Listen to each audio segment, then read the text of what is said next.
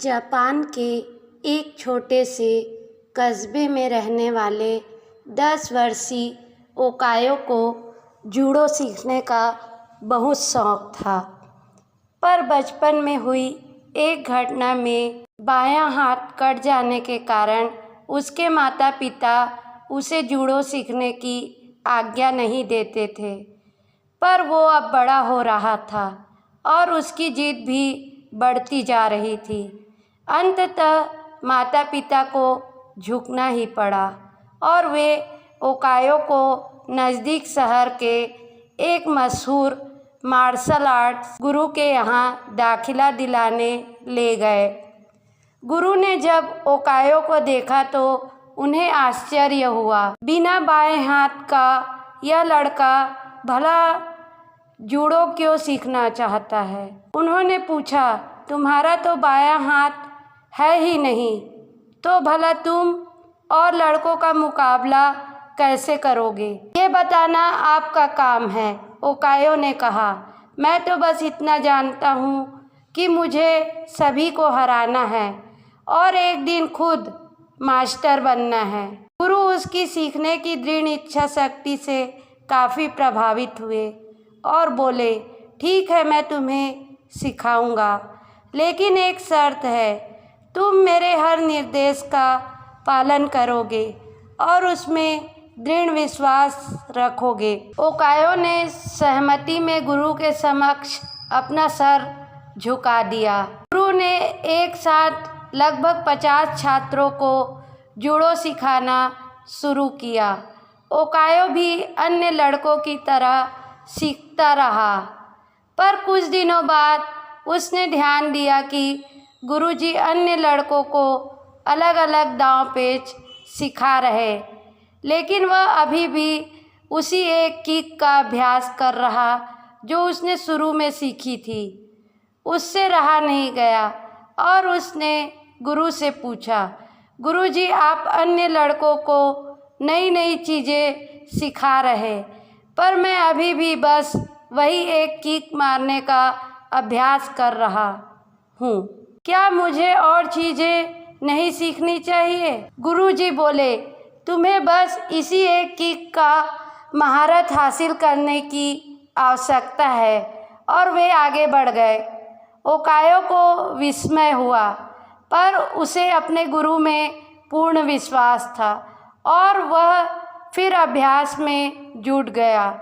समय बीतता गया और देखते देखते 2 साल गुजर गए, पर ओकायो उसी एक किक का अभ्यास कर रहा था। एक बार फिर ओकायो को चिंता होने लगी और उसने गुरु से कहा, क्या अभी भी मैं बस यही करता रहूँगा और बाकी सभी नई तकनीकों में पारंगत होते रहेंगे? गुरुजी बोले, तुम्हें मुझ में यकीन है तो अभ्यास जारी रखो। ओकायो ने गुरु की आज्ञा का पालन करते हुए बिना कोई प्रश्न पूछे 6 साल तक उसी एक किक का अभ्यास जारी रखा।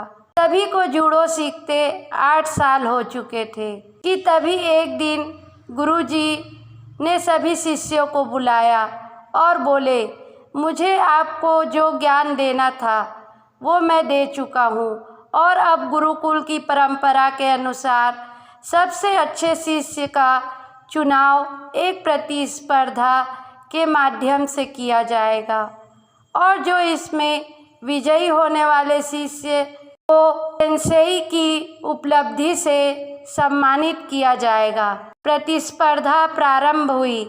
गुरुजी ओकायो को उसके पहले मैच में हिस्सा लेने के लिए आवाज़ दी। ओकायो ने लड़ना शुरू किया और खुद को आश्चर्यचकित करते हुए उसने अपने पहले 2 मैच बड़ी आसानी से जीत लिए। तीसरा मैच थोड़ा कठिन था, लेकिन कुछ संघर्ष के बाद विरोधियों ने कुछ क्षणों के लिए अपना ध्यान उस पर से हटा दिया। ओकायो को तो मानो इसी मौके का इंतजार था। उसने अपनी अचूक किक विरोधी के ऊपर जमा दी और मैच अपने नाम कर लिया।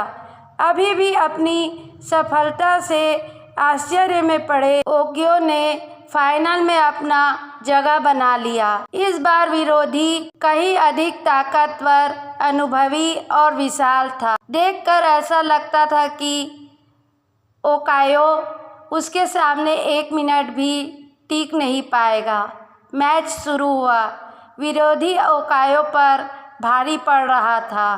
रेफरी ने मैच रोककर विरोधी को विजेता घोषित करने का प्रस्ताव रखा, लेकिन तभी गुरुजी ने उसे रोकते हुए कहा, नहीं, मैच पूरा चलेगा। मैच फिर शुरू हुआ। विरोधी अति आत्मविश्वास से भरा हुआ था और अब ओकायो को कम अंक आ रहा था। इसी दंभ में उसने एक बड़ी गलती कर दी। उसने अपना गार्ड छोड़ दिया। ओकायो ने इसका फ़ायदा उठाते हुए 8 साल तक जिस किक की प्रैक्टिस की थी, उसे पूरी ताकत से और सटीकता के साथ विरोधी के ऊपर जड़ दी और उसे ज़मीन पर धराशायी कर दिया। उस किक में इतनी शक्ति थी कि विरोधी वहीं मूर्छित हो गया और ओकायो को विजेता घोषित कर दिया गया। मैच जीतने के बाद ओकायो ने गुरु से पूछा, सेंसेई, भला मैंने यह प्रतियोगिता सिर्फ एक मूव सीखकर कैसे जीत ली? तुम 2 वजहों से जीते, गुरुजी ने उत्तर दिया। पहला, तुमने जूडो की एक सबसे कठिन किक पर अपनी इतनी मास्टरी कर ली कि शायद ही इस दुनिया में कोई और यह किक इतनी दक्षता से मार पाए। और दूसरा कि इस किक से बचने का एक ही उपाय है और वह है विरोधी के बाएं हाथ को पकड़कर उसे ज़मीन पर गिराना। ओकायो समझ चुका था कि आज उसकी सबसे बड़ी कमजोरी ही उसकी सबसे बड़ी ताकत बन चुकी थी। मित्रों, ह्यूमन बीइंग होने का मतलब ही है परफेक्ट होना। इम्परफेक्शन अपने आप में बुरी नहीं होती। बुरा होता है हमारा उसको डील करने का तरीका। अगर ओकायो चाहता तो अपने बाएं हाथ के ना होने का रोना रोकर एक अपाहिज की तरह जीवन बिता सकता था, लेकिन उसने इस वजह से कभी खुद को हीन नहीं महसूस होने दिया। उसमें अपने सपने को साकार करने की दृढ़ इच्छा शक्ति थी और यकीन जानिए, जिसके अंदर यह इच्छा होती है, भगवान उसकी मदद के लिए कोई ना कोई गुरु भेज ही देता है। ऐसा गुरु जो उसकी सबसे बड़ी कमजोरी को ही उसकी सबसे बड़ी ताकत बना दे और उसके सपने को साकार कर सके। धन्यवाद।